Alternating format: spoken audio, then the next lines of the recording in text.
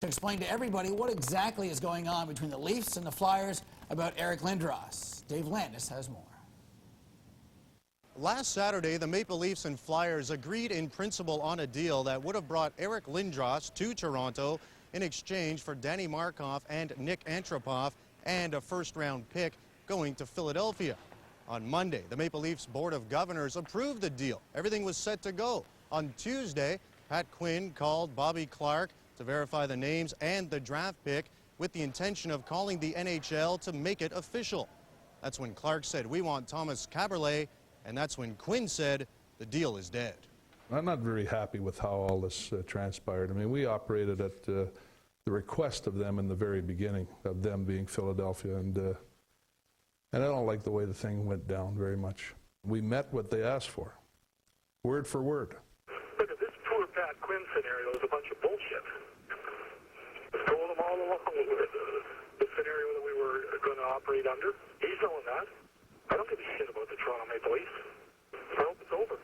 Clark went on to say there was never a deal in principle, so the war of words has begun again, and both are clearly bitter. But what bothers Quinn most is that the names of the players involved in the potential trade were leaked.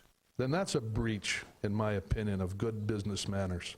And that's probably why I'm so angry at this point. Deals fall apart for a lot of different reasons. This one here shouldn't have, but it did. I'm like professional hockey player and I need to step in the ice, working hard. So here in Toronto, I like his team, you know, I like his city, I like everything. So organization and everything like that. I like play here. Wherever team I play, I do the same.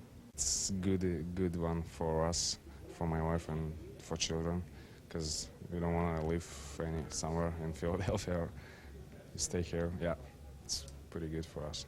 While Markov and Antropov are breathing a collective sigh of relief right now, it is time for Toronto to focus on a 6-game winless run and a push for the playoffs, not the trade deadline that comes around in 3 weeks. To suggest that nothing could ever happen again is probably ridiculous too. But as far as I'm concerned, I'm concentrating.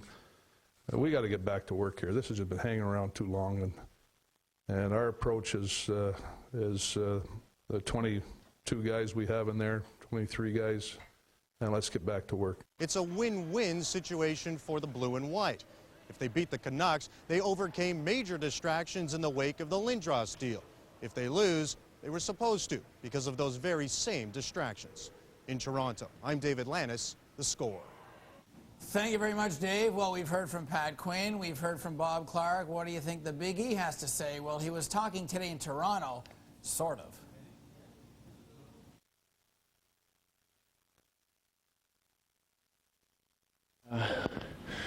Right now, there's really nothing to talk about.